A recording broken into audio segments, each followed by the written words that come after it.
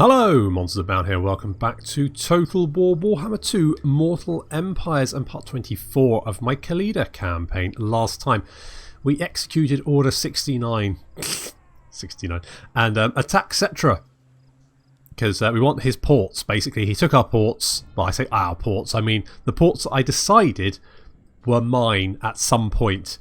He went and took them, so we're going to take them back. I mean, you know, anyway, so Khalida and Rakash are both heading for these ports, Kofa and Lashik.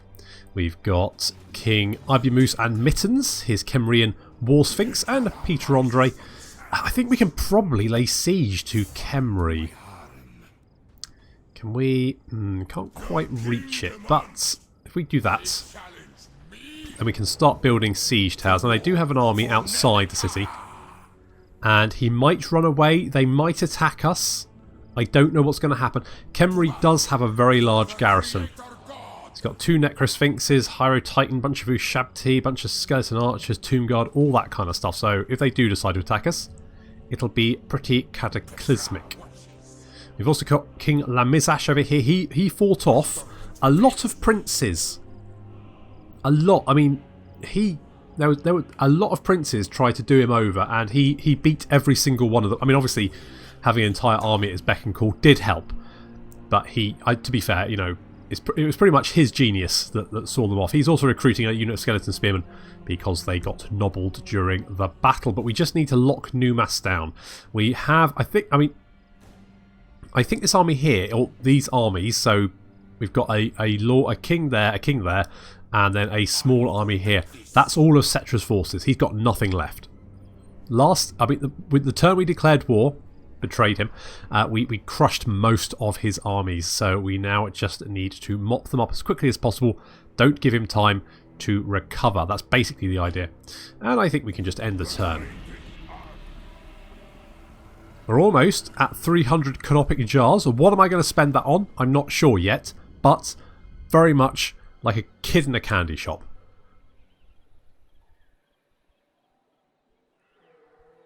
Kind of all the purple things. And as anyone knows, purple means better. Green, blue, purple. That's how it works. Then orange.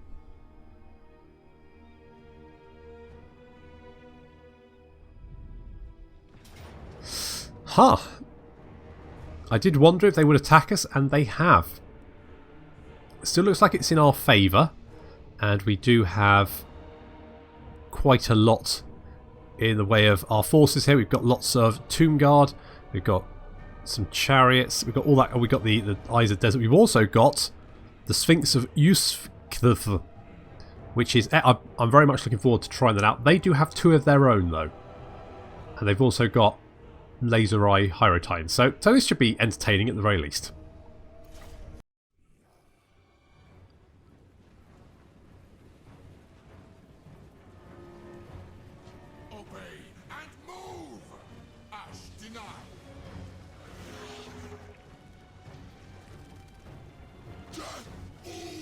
Everyone's trying to find their right place at the start of the battle as the reinforcements come in and we reposition to draw up a battle line against what is quite a formidable... Oh, watch out.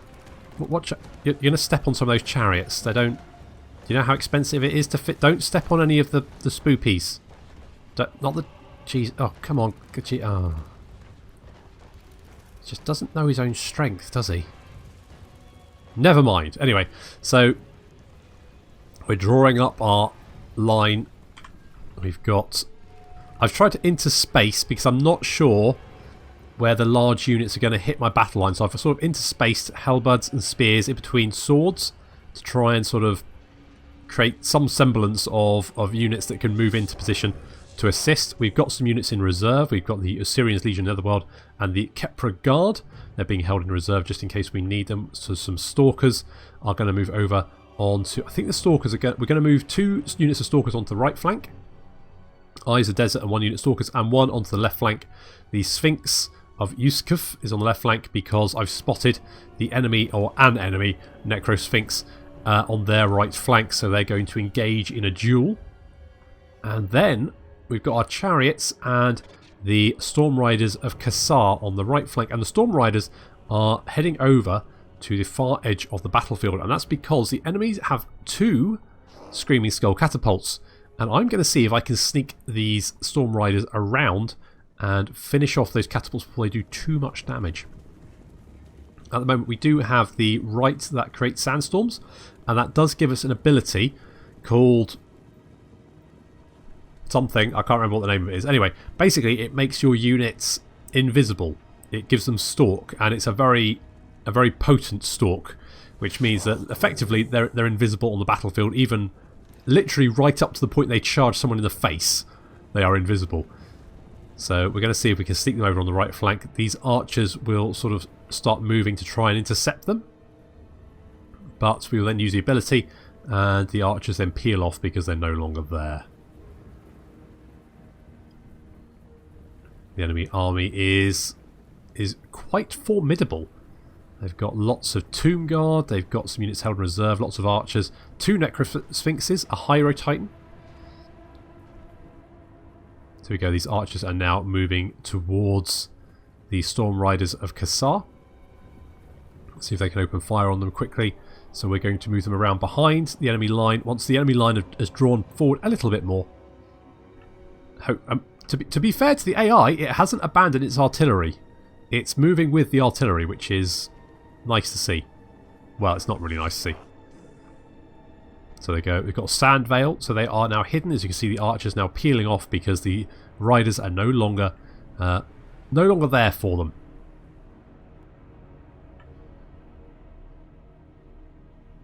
Our artillery is now in range. You can open fire. They've got big blocks of Skeleton Spearmen and Tomb Guard, which are going to be perfect for artillery to focus on. We also need to deal with the Ushabti. Ushabti look like they're going for the left flank. That works for me. I've got my Stalkers there to deal with them.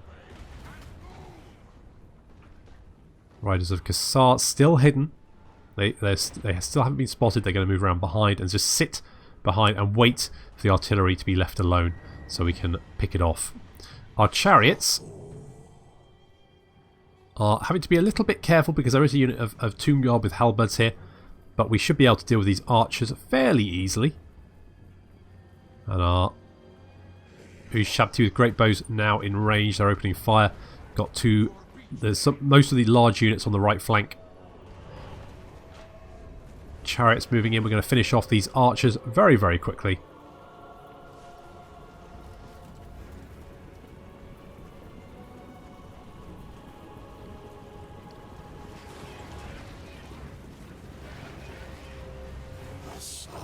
Skeletons get wiped out. The Hellbuds consider moving on us for a minute and then decide, you know what, it's fine. The skeletons are dead, so all the archers are dead. Well, they are dead. The Storm Riders are now behind the enemy line, and the enemy line appears to be pushing forward, so it's a perfect time to charge straight in and wipe out the artillery. On the left flank, our Sphinx and the enemy Necrosphinx facing off. We're going to cast Jeff's incantation of Cursed Blades. In they go. They're going to start wailing away on each other. Stalkers moving in as well.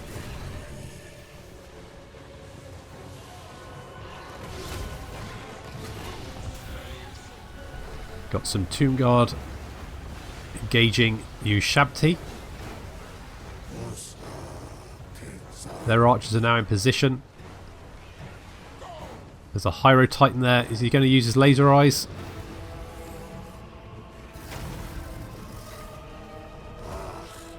Oh, look at that! Look at this! It's just my! Just such an amazing model. Go on, use your laser eyes. I want to see the laser eyes. No, step on them. Oh, never mind.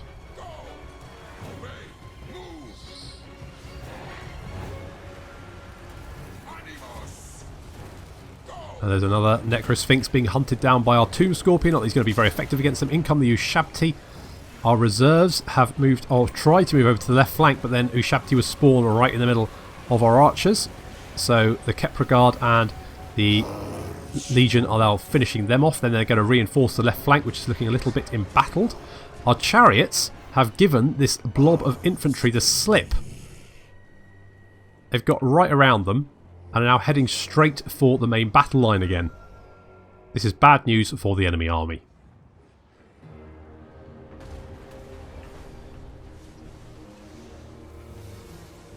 Samu Shabzi try to get in our way, and they do succeed in stopping some of the chariots, but not all of them.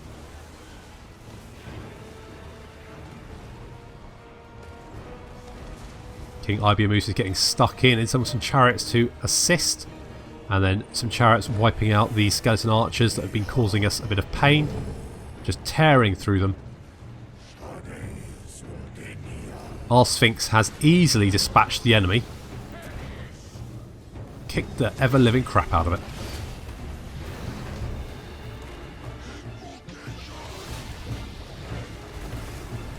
Down it goes. Victory for the Sphinx of Yuskuf. Good job there.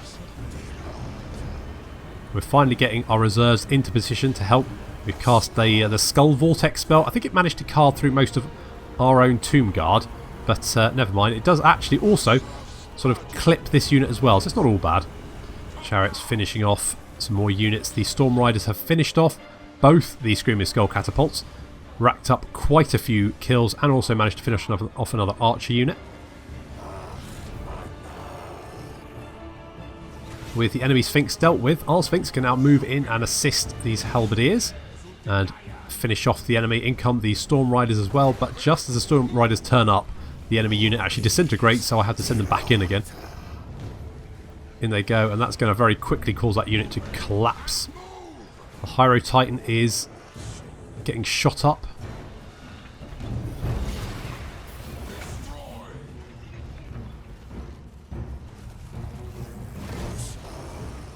It's been mobbed by skeleton spearmen. It hasn't actually done an awful lot of damage. Oh, there's its laser eyes. Oh, I fucking love it. Look, laser eyes. Oh, so exciting.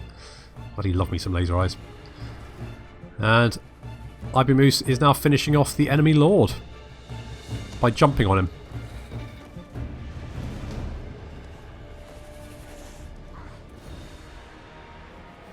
Easy peasy.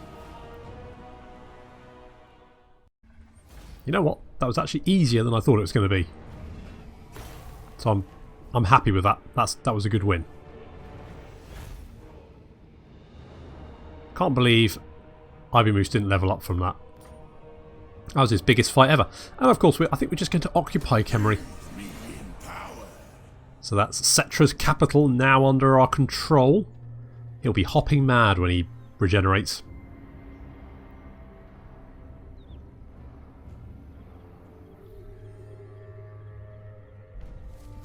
And Bretonnia and Bordeaux have confederated. That's nice for them.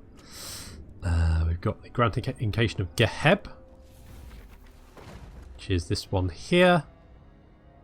Okay, Canopic Jars, Growth, Army Ability, Tomb Swarm, Construction Time minus 25% for all buildings. That is quite nice.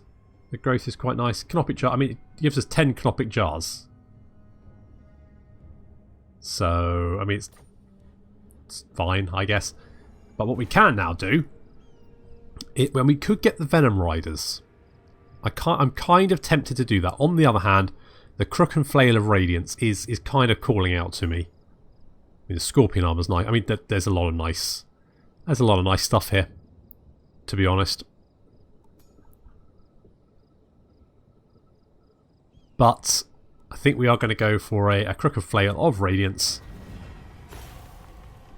And I think there should be no one better to wield it than Ibiamus himself. So he's going to get rid of his inscribed Kopesh.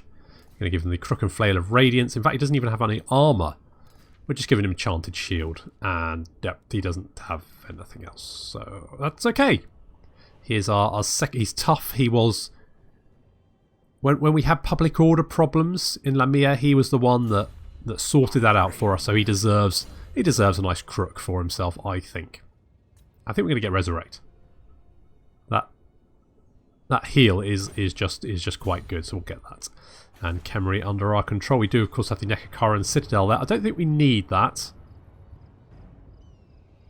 I'm kind of tempted to get rid. On the other hand, it does give another recruitment slot. So we got gold mine as well.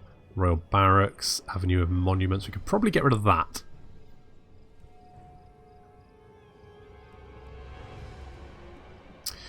Let's get rid of the Avenue.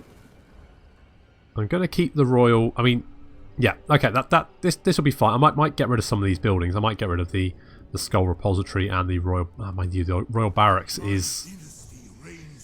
It is nice to have... We could... Do I want the Scorpion Legion? What's the difference between the Scorpion Legion and a unit of Tomb Guard with halberds? So basically the halberds are just better in every way, they just don't have poison attacks.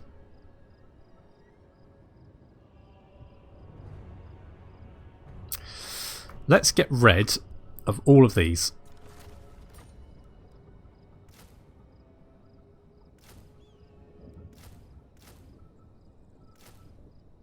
And then do... Oh, I don't want global, do I? We can do it local. So get 2 of them. 2 of them. And that'll take 2 turns. And then we'll have lots more Tomb Guard in that army. And King Peter Andre, I think he's been on foot for a while, hasn't he? So I think we're going to give him a skeletal steed so he can ride around, not have to slog it everywhere. And then Peter Andre can move over to assist Lamizash over here with Numas. And then I think Ibimus can then head for maybe Galbaraz might be Galbaraz might be the last holdout. We might go and grab Argul Migdal and Gorgazan, and then we're sort of pushing into the Badlands. And we might be able to grab this army over here as well, because that's another Book of Nagash that we could use. I mean, I kind of feel like I'm going to have to... Do I just... I mean, it's quite close, isn't it? I guess we'll fight it. Arise, my legions! Rise! I hope you don't need that hay bale. But it's a bit late now.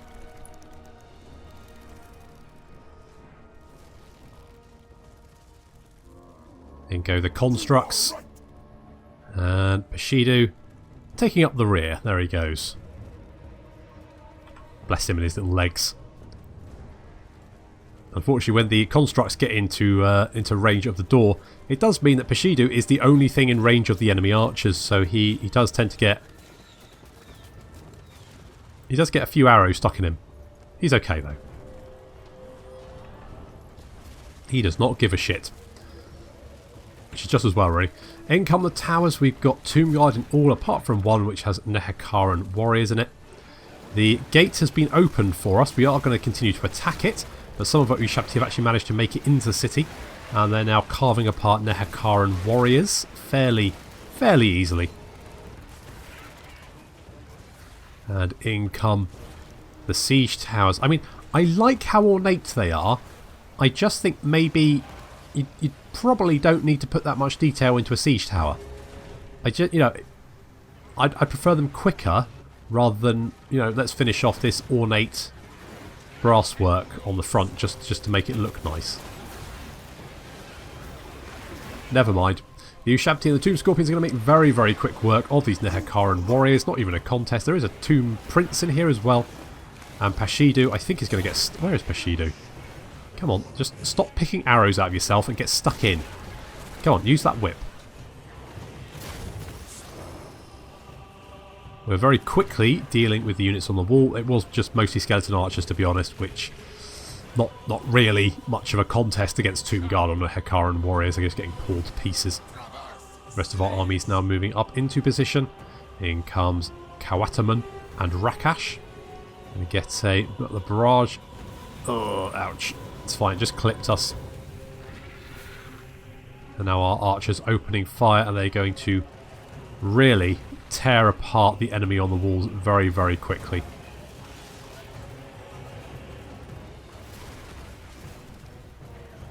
As down below, the Ushabti and Tomb Scorpion finish off the last of the defenders at the gate. There is still a unit of skeleton spearmen moving around. Some of the Hekaran horsemen are now fighting Tomb. Again, that's an engagement they are not going to win. These skeleton spearmen, again, not going to really help with that. Tomb Guard are moving around to assist. We have, and I don't notice this at the time, but Ushabti now appear in the middle of our skeleton archers. And to be honest, by now, I really should... I should know this happens. It happens every single sodding time I fight Tomb Kings. I should, by now, I should be on this. Banishment has been cast in the middle of this unit of skeleton spearmen. It has absolutely wrecked it. Holy... It just melted it. Coatamon racked up 76 kills in seconds. And the units down here getting pulled to pieces. I do realise that my skeleton archers are being pulled to pieces at this point and try and move them out of that engagement. We do still have some units held in reserve here. So, well, I say held in reserve. I mean, they're not held in reserve. They didn't make their way through the gate. Getting hit with another barrage. That's very nice. Yeah, there we go. We're moving them out. Although it's a bit, too little, too late. I feel. We do still have a couple of units of Ushabti in the city, but the Nehekaran warriors and the spearmen over here are being wiped out very, very quickly. We finally do manage to move some Hellbards to intercept the Ushabti and save our skeleton archers. In come the chariots as well. Again, I should have realised this was going to happen. However, despite Rakash himself being right in front of them, the skeleton archers are still falling apart. Look, they're just dropping. So Rakash, he's going to try and talk them through this. Come on, guys. Come on, guys. It's over. Yes, there was a bit of a thing with you, Ushabti, but you're fine now. Don't look. Come on, guys. Just stay with me here. Guys. Stop it, guys. Stop.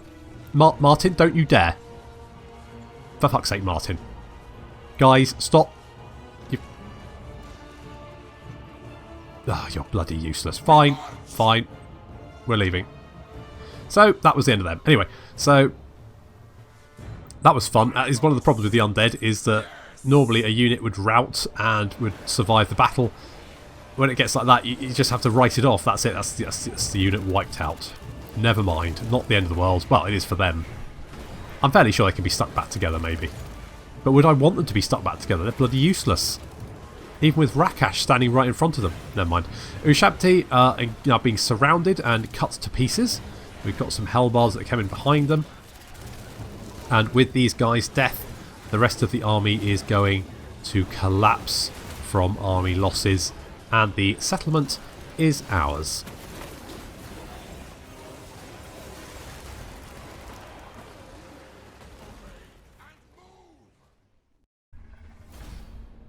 Well, that unit died.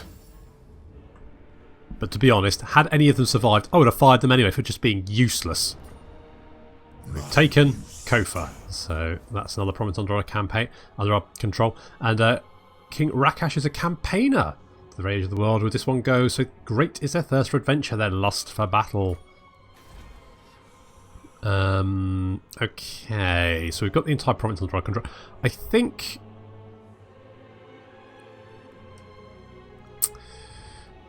what I'm probably going to go for is the construction cost reduction.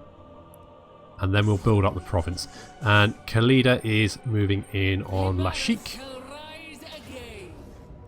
That's looking more in our favour. I think I can alter. I'll just quick save it. And then that's okay, that's fine. And we got the land of assassins under our control as well. And that army should be ready to go fairly soon. I think I'm going to do the same with the land of assassins, which is to go for the worship of Pachof to get to the reduction in cost. So it looks like, I think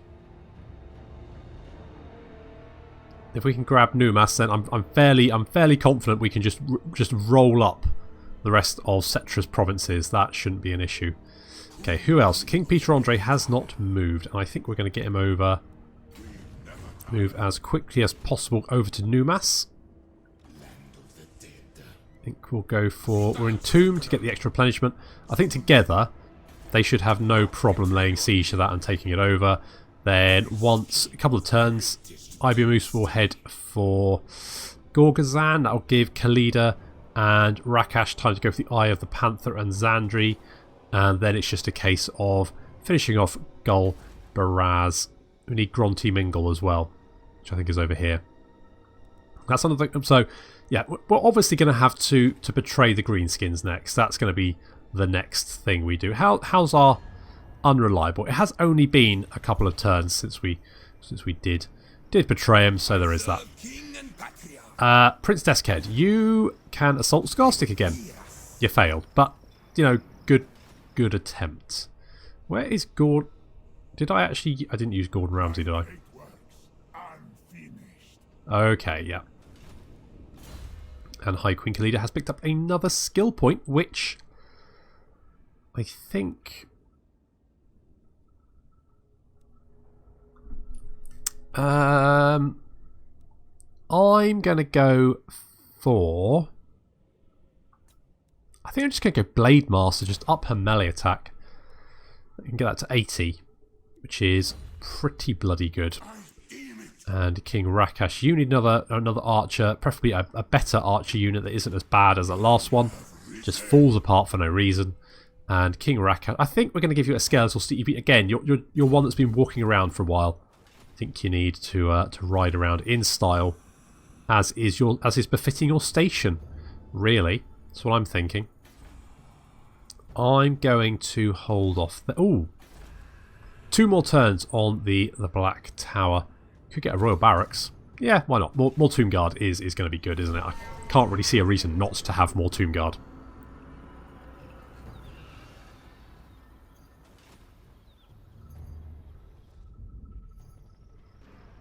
I think we've almost got another army as well. That's coming up very soon.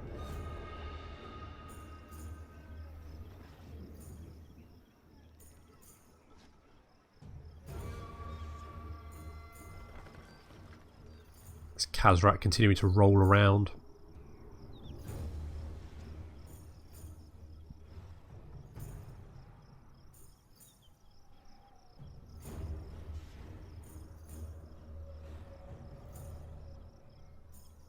Wow, Muslon just declared war on a lot of people. For some reason. I'm not sure why they want to take on the entire world, but fair play to them. So we want recruit a melee cavalry unit. That we can do. We've got the Pyramid of King Katep as well finished. It's going to give us more Winds of Magic, construction cost reduction, and construction time reduction as well as more Canopic Jars. So we're getting 18 a turn now. That's amazing. That's really good. Okay, one more turn left on you. Gordon, are you in range? You are in range. You can smack down. Come on, Gordon. You got this. I knew. Oh, just someone did say that yes, he has reached level 10, so we can actually go for these abilities here, which then increase the number of construct units you can recruit. So we'll definitely go for it, even if he's not replenishing anything. He's not in an army, but having these skills is just too good to pass up, I think. Right, so that should have some walls. It's got 5 breaches in it. Oh, are we just out of range? Oh, that's annoying. I could march.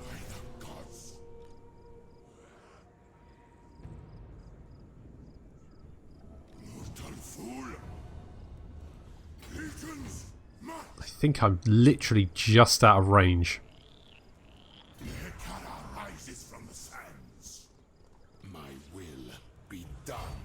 No, we're just in range. I'm surprised, actually. I did not think we were going to make that. Okay, so we've got Lemizash and Peter Andre versus King Shalom. Shom. and the garrison, which has a Necrosphinx, Hyro Titan, all kinds of nasty things in it. But we do have some breaches, so that's good. But on that note, we have run out of time, so I'm going to have to end it there. So thank you very much for watching, and I'll see you in the next episode.